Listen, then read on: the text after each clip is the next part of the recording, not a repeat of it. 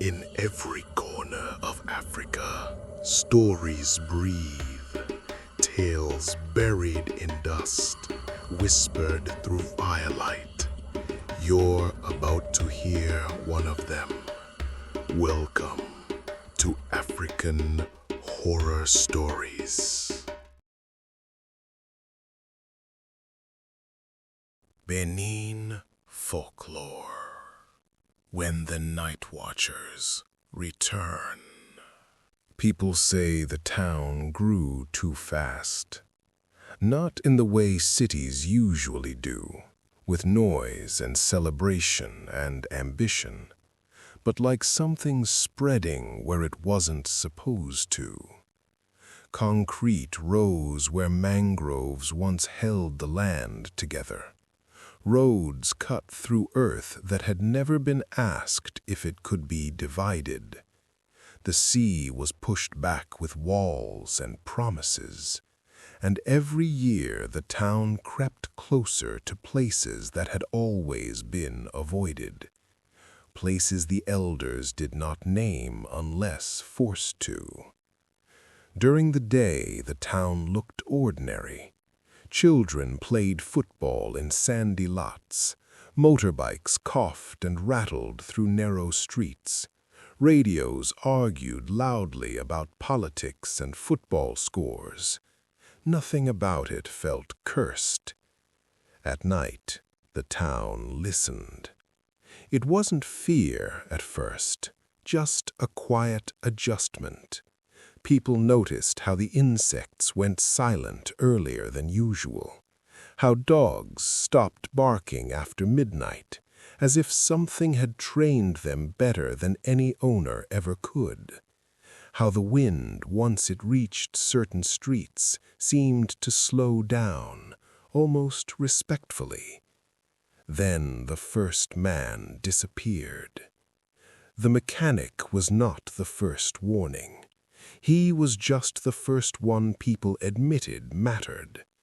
Before him there were smaller things easy to explain away. A night watchman who refused to patrol certain streets and quit without giving notice. A group of boys who swore they saw something spinning at the end of the road and never played outside after sunset again. A woman who woke every night at the same hour, convinced straw was brushing against her door, even though her house was locked and untouched by morning. People laughed at these stories, because laughter is cheaper than caution. The elders did not laugh. They remembered when the town was smaller, when paths curved naturally instead of cutting straight lines through sacred ground, when festivals honoring the night watchers were not treated like tourist performances, but like agreements, contracts renewed with respect, not nostalgia. Zangbeto was never meant to be decoration. It was law. In the old days, when someone stole, Zangbeto walked. When someone lied under oath, Zangbeto walked. When someone tried to take what did not belong to them, Zangbeto walked. Not to punish publicly, but to remind privately. The night watchers did not need witnesses. Modern life made people bold. Cameras everywhere. Phones in every hand, a belief that nothing existed unless it could be recorded and replayed. Zangbeto does not appear on camera. People learned this the hard way. One man tried to live stream the street where the rustling sound had been reported. The video showed nothing but empty road and flickering light. But those who watched the replay later said they could hear something underneath the audio, a dry whisper, a pressure sound, like something breathing without lungs. The man deleted the video. He sold his house 3 weeks later. The children noticed before the adults did. They said the night felt crowded, that even when streets were empty, they didn't feel alone, that something tall was standing just outside their vision, not hiding, simply waiting to be acknowledged. Parents told them to stop talking nonsense. Parents stopped sleeping soon after. When the second man vanished, people began marking time differently, not by days, but by nights survived without incident.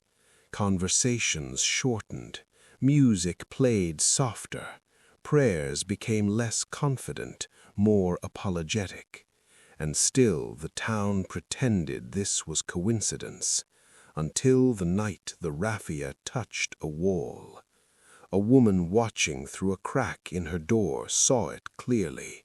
The straw did not brush or scrape, it leaned gently, as if listening through the concrete, as if confirming who lived inside. She collapsed before morning, not dead, just emptied. She never spoke again, but every night, exactly at midnight, she sat upright in bed and faced the door.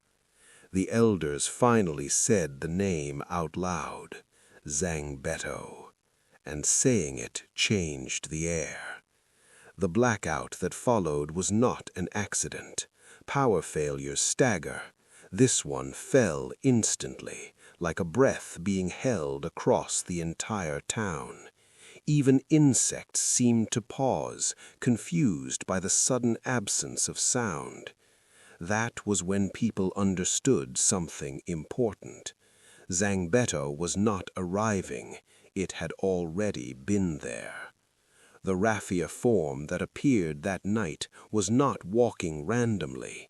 It traced the old borders of the land, paths erased by asphalt, sacred boundaries buried beneath drainage pipes and concrete foundations. Everywhere it passed, memories returned. Old men dreamed of songs they had not heard since childhood. Women remembered warnings they had once been told never to repeat casually. Children woke screaming from dreams of spinning straw and endless eyes hidden inside shadow. The journalist arrived because outsiders always arrive when locals fall silent. He believed knowledge required distance, objectivity, a clean separation between observer and subject. Zangbeto does not respect that separation. The journalist recorded interviews during the day, smiled politely, asked about myths and traditions as if they were artifacts in a museum instead of agreements still being enforced. One elder refused to speak to him. You don't record law, you obey it. That night the journalist set up anyway. When the recorder stopped, it wasn't broken, it had been muted. Later, when technicians examined it, they found something strange. The device had recorded several minutes of audio after it supposedly shut off. Not voices, not movement, just a rhythmic sound, circular, repeating, like straw rotating slowly in place. The journalist never said what he saw, but his hands shook when he tried to sleep. He flinched at the sound of brooms. He avoided narrow spaces. He stopped standing directly under streetlights, because Zangbeto had stood under one, waiting. That's all for today. If you liked the video, let me know by hitting like. And if you're new here, be sure to subscribe for more. You can watch another video of mine right here. See you next time.